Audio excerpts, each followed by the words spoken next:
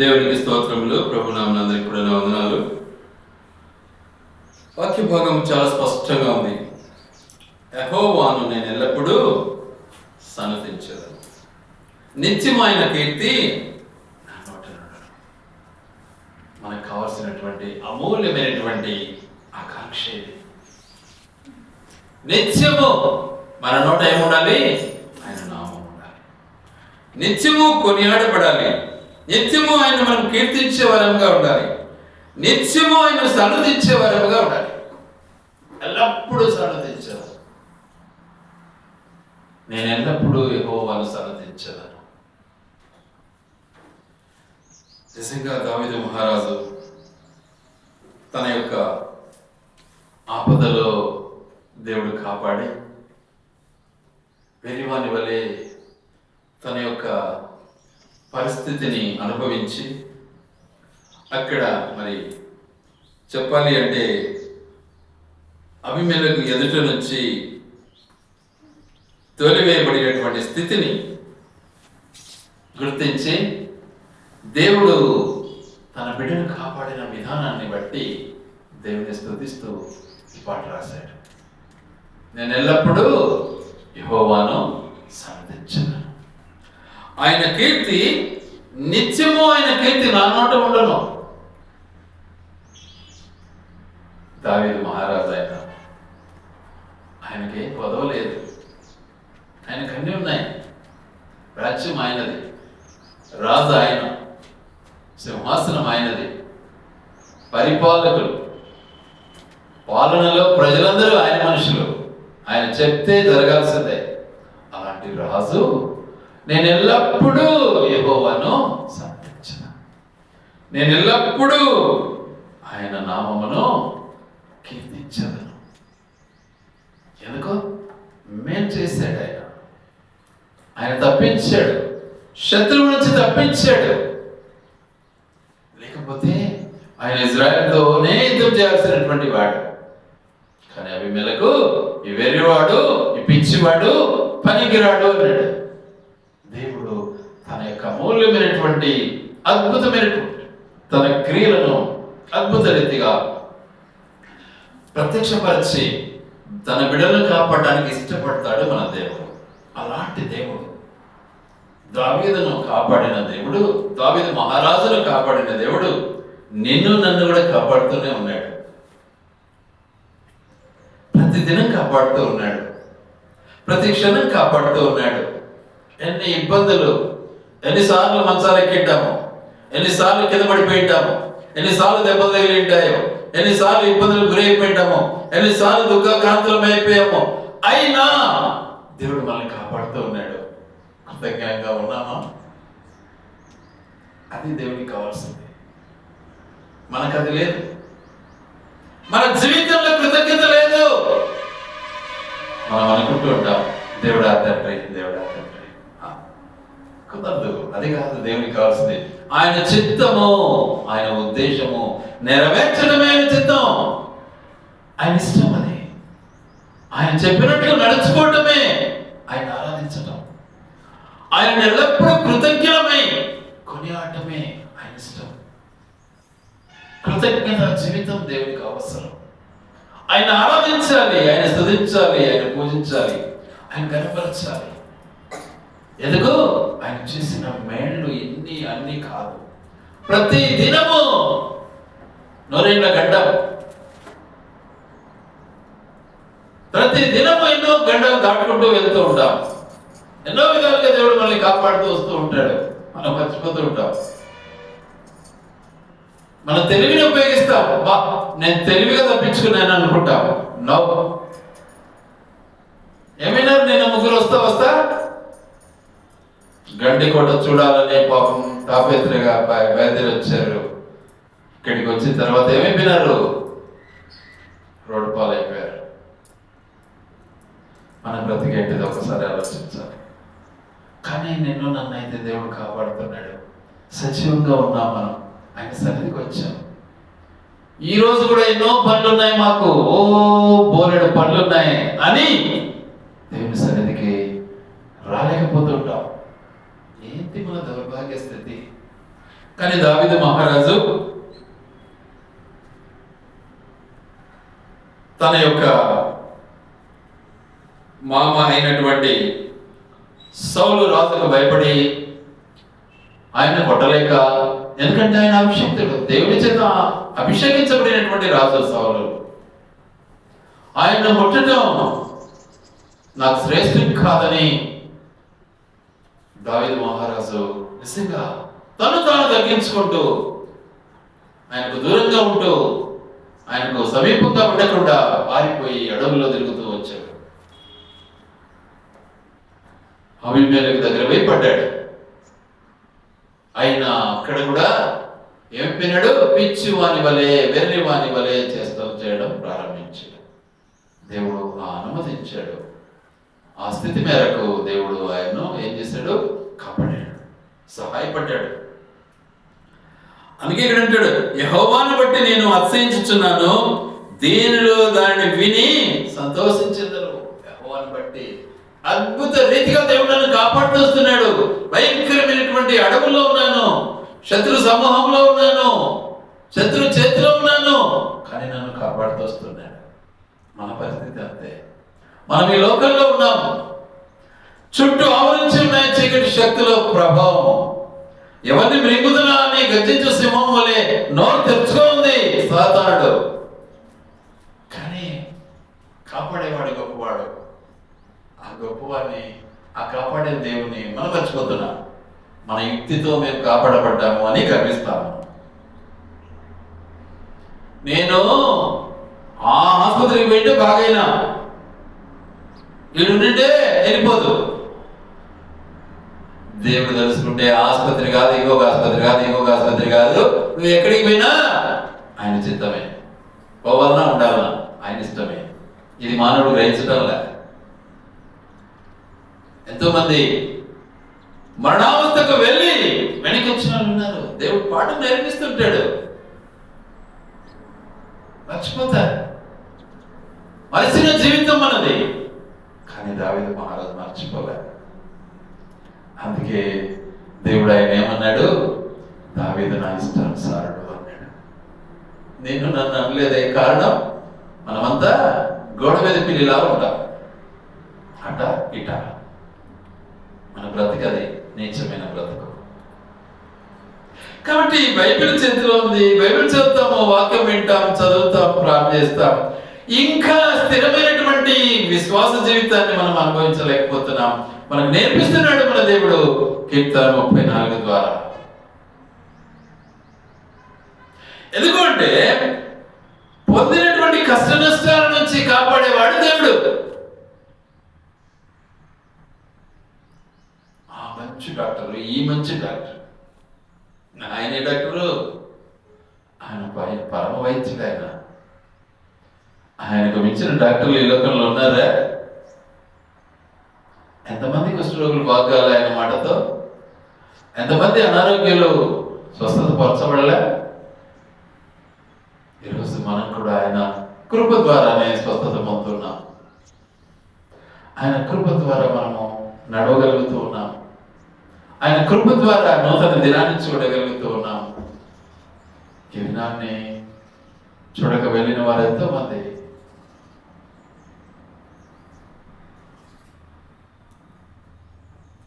నాకు తొందరగా జ్ఞాపకం రాలే. నిన్న చనిపోయినటువంటి జమీమా కదా, జమీమా జెస్సికా లక్క, వాళ్ళు నాకు జ్ఞాపకం రాలే. మళ్ళీ ఫోన్ చేసి చెప్పింది వినా, ఫలానా అంటానే లైట్ వెలిగింది. వాళ్ళ వివాహం తర్వాత మొట్టమొదటి గెస్ట్ నేనే వాళ్ళ ఇంటికి. నూతన దంపతులు అప్పుడు చాలా అన్యోన్యంగా ఉన్నారు. అప్పుడు భార్యాభర్తలు చాలా కాలం అయిపోయింది. 2007లో వాళ్ళని దర్శించాను నేను. వాళ్ళ ఇంటికి వెళ్ళాను, ఆ అమ్మాయి ఇంటికి కూడా వెళ్ళాను. నాకు ఐడియా రాలేదు తొందరగా.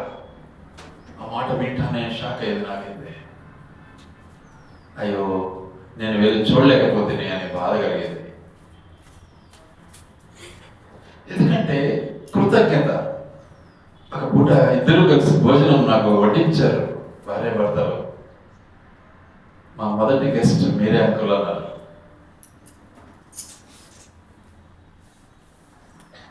ఒక విధమైనటువంటి ఆలోచన, మన మెమరీస్ మర్చిపోకూడదు. మనం మర్చిపోతాం, కారణం శరీరంలో అహం మనకు అడ్డం వస్తుంది. చేసిన మేలు మర్చిపోతాం మనం. కానీ దావీదు మహారాజు మర్చిపోలే. కృతజ్ఞుడై ఆయన స్తుతిస్తున్నాడు. ఆయన కీర్తి ఎల్లప్పుడూ నా నోట ఉండును అంటున్నాడు. ఆయన ఎప్పుడు కీర్తిస్తూనే ఉంటారు. నేను నా జీవితంలో కూడా అది అవసరం. ఎన్ని మేలు చేశాడు. ఈరోజు కూడా మనం ఇంకా చెప్పాలి అంటే శరీరానుసారంగా అయిన రోగాలతోనే ఉన్నాం. ప్రతి దినము కనీసం అంటే నేనైతే 10 రకాల టాబ్లెట్ వేసుకుంటా. ప్రతిరోజు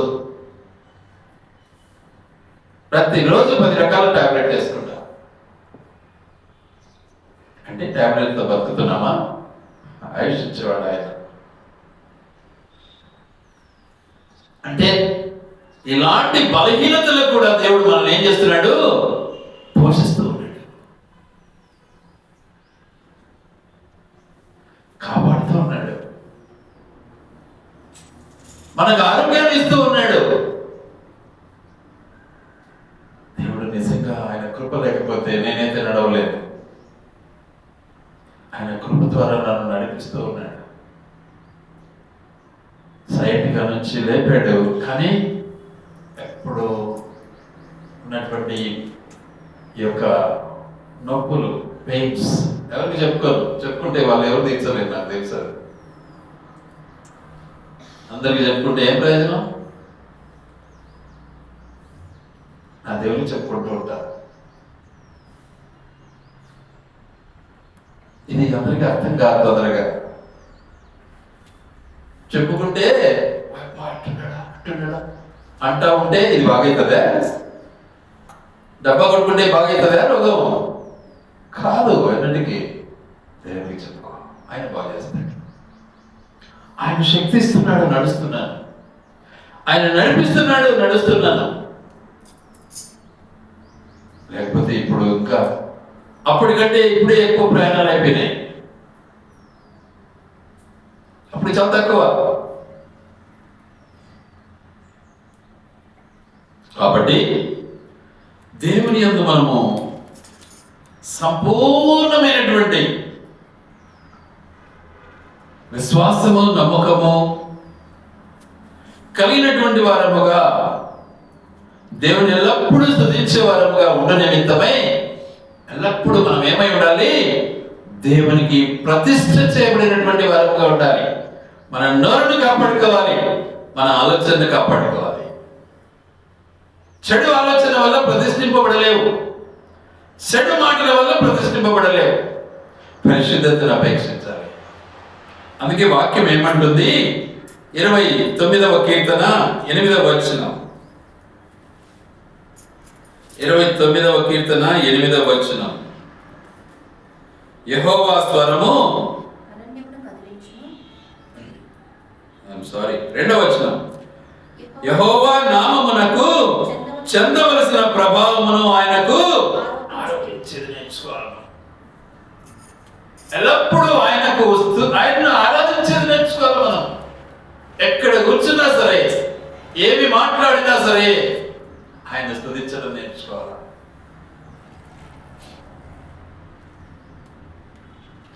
ఈరోజు యాక్చువల్లీ ప్రోగ్రామ్ ఒకటి మాది ఉదయం జరగాల్సింది. మెజార్టీ పీపుల్ అంతా ఉదయం కావాలని కోరారట. నేను చెప్పిన ఒకటే మాట, మెజార్టీ పీపుల్ ఉదయం అయితే ఉదయం చేయండి. నేను రాలేదనే ఇబ్బంది ఏం నాకు లేదు, నేనేం బాధపడను, ఏం పర్లేదు. కానీ దేవుని సన్నిధిని మాత్రం నేను వదలలేను. ఎవరినో ఒకరిని అరేంజ్ చేసి రమ్మని పట్టారు. నో, ఎవరిని అరేంజ్ చేయను. నేను కూడా ఆరాధించాను నా దేవుని. ఆ దేవాది దేవుడు వాళ్ళ హృదయాలను మార్చేసినాడు. ఎంత అద్భుతం! సాయంత్రం అయిపోయింది. అది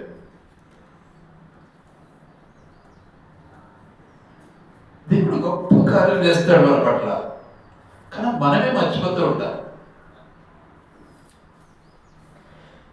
రెండవది, దేవుని యొక్క ఔన్నత్యం చాలా గొప్పది.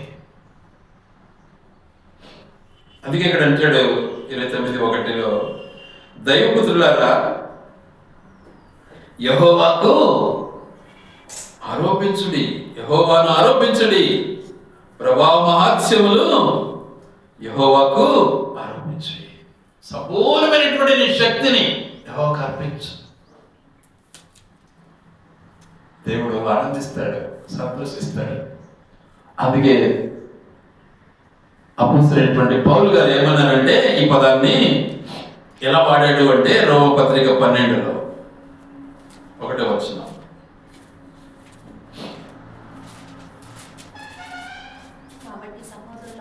కాబట్టి సహోదరులారా పరిశుద్ధమును దేవునికి అనుకూలమైన సజీవ యాగముగా మీ శరీరములను ఆయనకు సమర్పించుకోండి. చూసారా, ఇదే పదాన్ని ఇక్కడ ఈ యొక్క భావముతో దేవుడు మాట్లాడుతూ ఉన్నాడు. అపోస్తలుడైన పౌలు ఆత్మవశుడై మనకు బోధిస్తూ ఉన్నాడు. చాలా చక్కగా మాట్లాడుతున్నాడు. సహోదరులారా పరిశుద్ధమును దేవునికి అనుకూలమునైన సజీవ యాగమును, ఎప్పుడైతే నువ్వు పరిశుద్ధమైతావో యాగానికి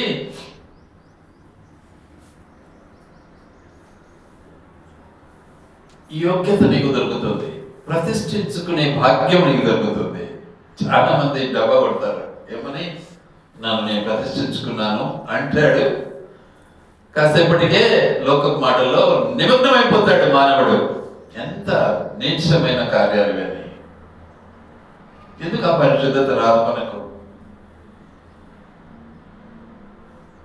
అందుకే అంటాడు, మీ శరీరాలను ఆయనకు సమర్పించుకోండి ముందు.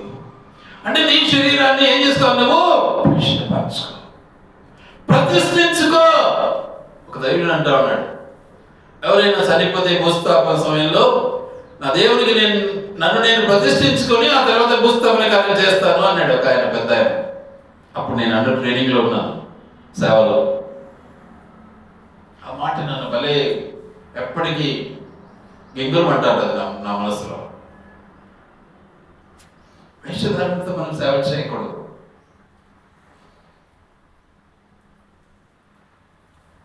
కనుక ఇంకేమంటున్నాడు అక్కడ,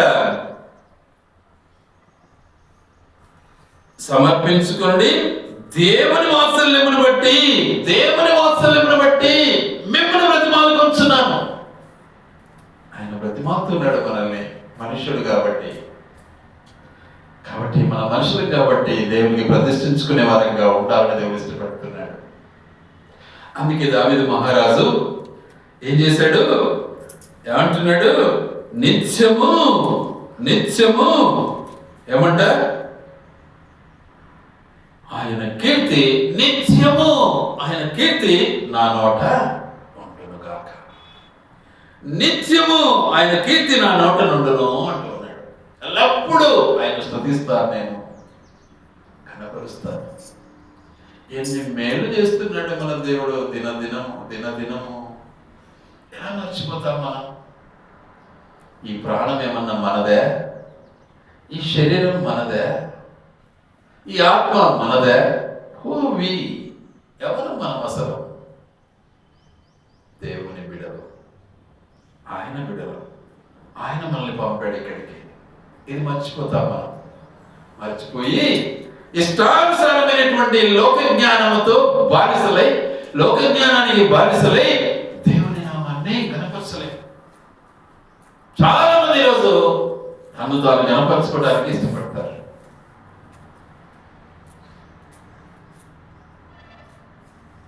ఎప్పుడైతే ఈవినింగ్ నేను 6 గంటల తర్వాత మెసేజ్ చూశాను, దేవుని స్తుతించాను. స్తోత్రం ప్రభువా. అందుకే పొద్దున్నే మళ్ళీ ఆయన ఫోన్ చేశాడు, సార్ పరిస్థితి ఇది. తప్పకుండా వస్తుంది. దేవునికి మేము కావాలి. నేను వెళ్ళకపోతే పని జరగదా? అద్భుతంగా జరుగుతుంది. చెప్పాలంటే నేనే చాలా మందికి ఆటంకం. నా వల్ల చాలా మంది ఇబ్బంది పడుతుంటారు ఎక్కడైనా సరే, ఎనీ పార్టీలో కానీ నా వల్ల చాలా మంది ఇబ్బంది పడుతుంటారు. నా పక్కన కూర్చొని భోజనం చేసే వాళ్ళు కూడా ఇబ్బంది లేదు నాతో. కారణం, దేవుడు తన బిడ్డను అలాంటి ప్రత్యేకతగా ఉంచాలని ఇష్టపడతాడు. ఇది గుర్తించాలి మనం.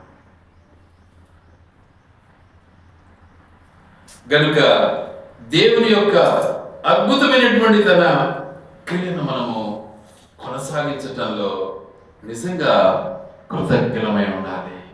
అందుకే కీర్తనకారుడు ఏమంటున్నాడు అంటే, ఇంకొక మాట అక్కడ 29:2లో ఏమంటాడు? యెహోవా నామమునకు చెందవలసిన ప్రభావమును ఆయనకు ఆరోపించుడి, ప్రతిష్ఠితములకు ఆభరణములను ధరించుకొని ఆయన ఎదుట సాగిలపడుడి. ప్రతిష్ఠితములకు ఆభరణాలు కావాలి మనకు. ఆయన ఆరాధించాలి అంటే ఏం కావాలి?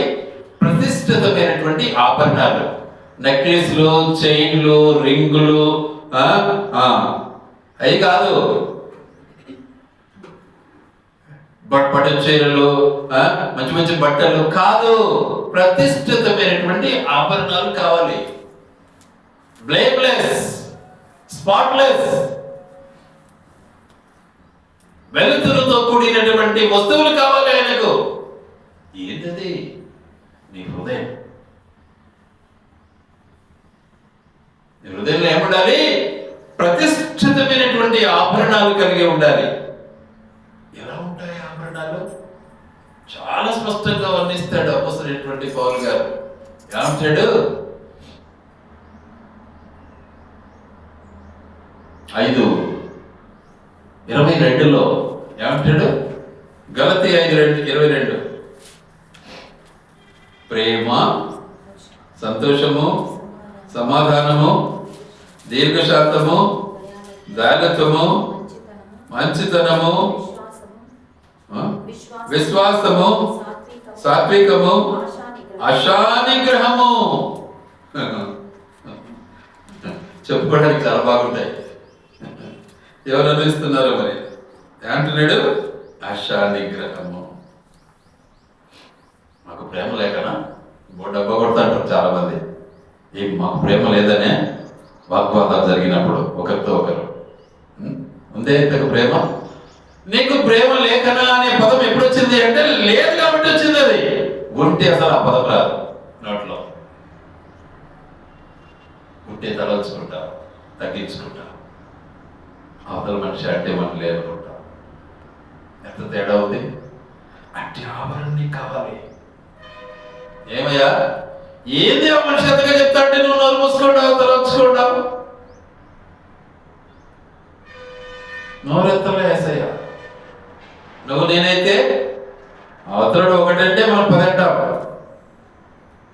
ఎందుకు? మనకు ఆభరణాలు ఎక్కువ. ఏం ఆభరణాలు? లోకపు ఆభరణాలు ఎక్కువ, పరిశుద్ధ ఆభరణాలు కాదవి.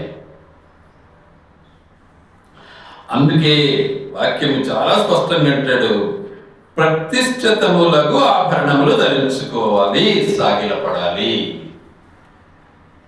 గోల్డ్, సిల్వరు ఇవన్నీ ధరించుకొని కాదు, వాక్యాన్ని ధరించుకోవాలి. వాక్యము ఎలా ఉంటుంది? 19లో ఆ మాట ఉంటుంది. కీర్తన 19లో వాక్యము ఏమై ఉంటుంది?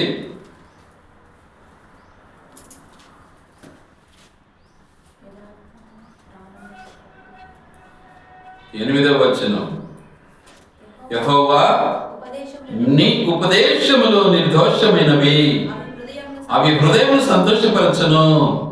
యెహోవా ఏర్పరిచిన ధర్మము నిర్మలమైనది, అది కనులకు వెలుగిచ్చును. ఇంకొక మాట,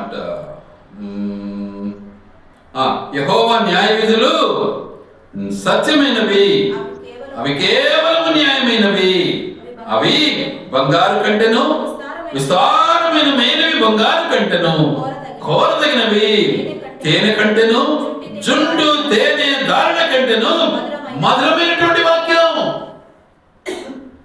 ఆ వాక్యం మన హృదయంలో భద్రపరచుకోవాలి. ఆ వాక్యం ఎట్లా ఉంటుంది? ప్రకటన గ్రంథం 19వ అధ్యాయం, ప్రకటన గ్రంథం 19వ అధ్యాయం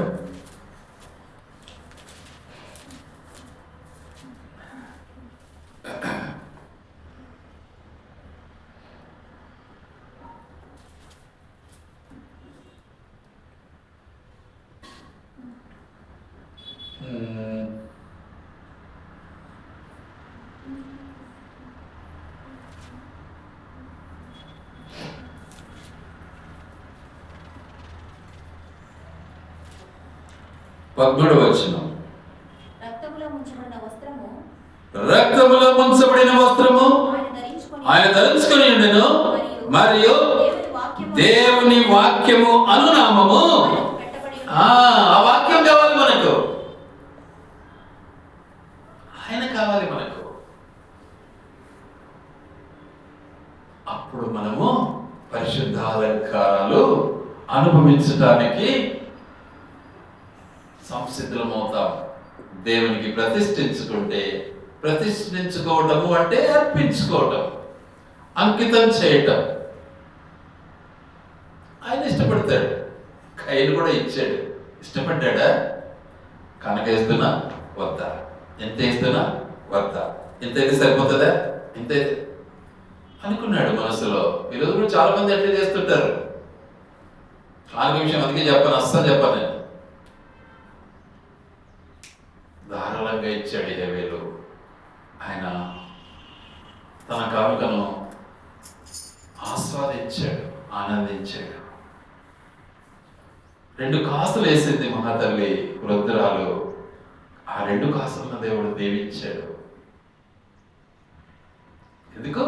తన జీవనం అంతా 2 కాసులను ఉండిపోయింది ఆమెకు. మనమైతే కొంచెం బ్యాంక్ బ్యాలెన్స్ ఉన్నీలే అంటాం, జబ్బులు కొంచెం ఉన్నీలే అంటాం, రకరకాలుగా ఆలోచన చేస్తాం. మనస్ఫూర్తిగా టక్ అని వేయలేము, మన చేత కాదు. ఎంత బలహీనుల మనం. కాబట్టి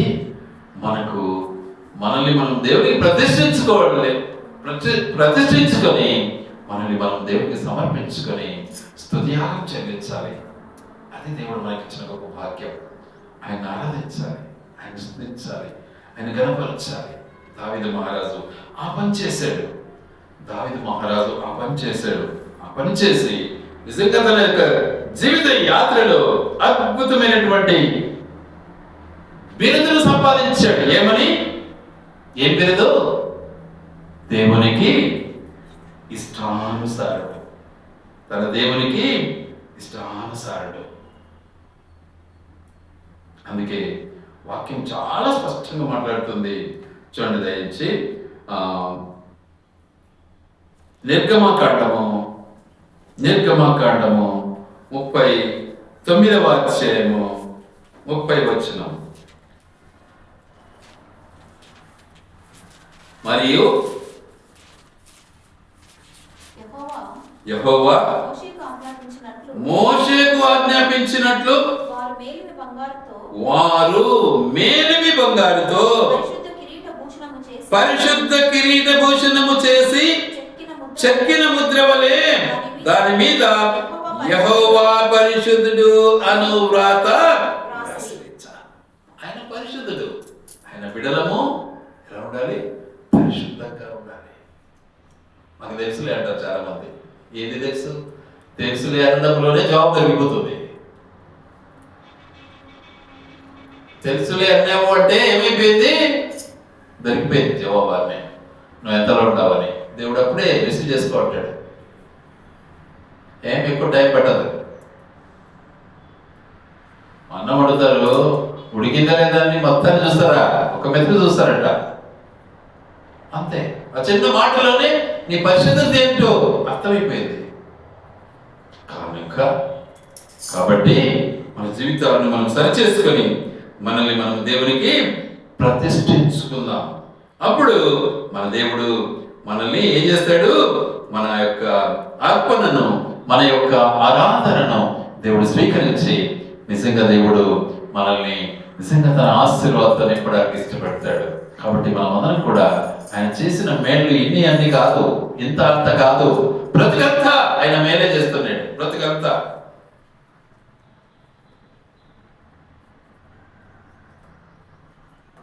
కొంతమంది అంటారు, ఏం పని చేయకుండా అంటే ఎవరు చేయమన్నాడు? ఎవరు చేయొద్దన్నాడు? నేను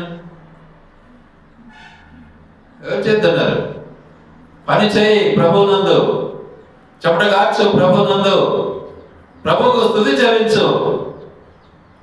ఎంత కష్టతరమైన పనైనా చేయడానికి దేవుడు నిన్ను బలపరుస్తాడు.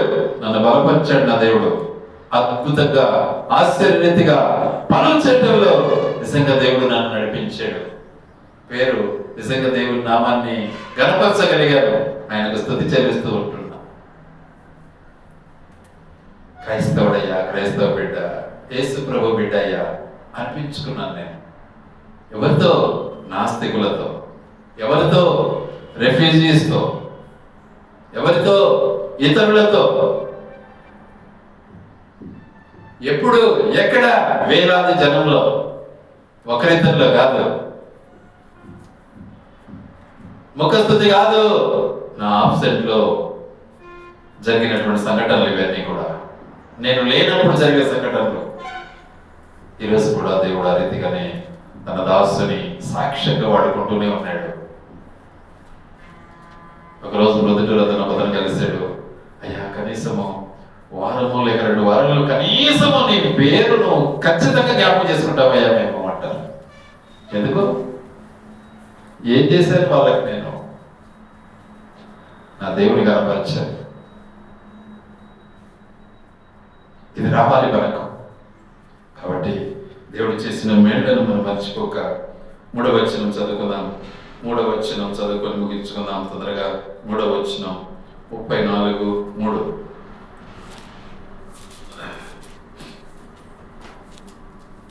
కీర్తనలు 34:3. నాతో కూడి యెహోవాను గణపరచుడి, మనం ఏకముగా కూడి ఆయన నామమును గొప్ప చేయడం. ఏకత్వం కావాలా? ఐక్యత కావాలా? ఏ కావాలా? ఇది ఫైనల్. ఏకత్వం కావాలా? ఐక్యత కావాలా? ఏకత్వం మనకుండదు సరిగా, ఐక్యత మనకుండదు సరిగా, ఏం ప్రయోజనం? ఐక్యత లేకుండా భక్తి ఇక్కడ దొంగ భక్తి. కాబట్టి ఒకరి ఎందుకరు ఐక్యత చాలా అవసరం. అందుకే కీర్తనకారుడు ఏమంటున్నాడు 33లో, సహోదరులు ఐక్యత కలిగి నివసించుట ఎంత మేలు, ఎంత మనోహరము. అది అహరోను గడ్డం మీదుగా పోయబడినటువంటి పరిమళ తైలం. అది ఆయన అంగిల అంచు వరకు దిగజారినటువంటి పరిమళ తైలం. కాబట్టి మన యొక్క స్థితిగతిని మనం గుర్తించి ఏకముగా కూడి ఎల్లప్పుడూ కలిసి ఆయన నామాన్ని స్తుతిస్తాం, ఆరాధిస్తాం. దేవుడి మాటలు ఆయన వెనుకలు దీవించును గాక. ఆమేన్.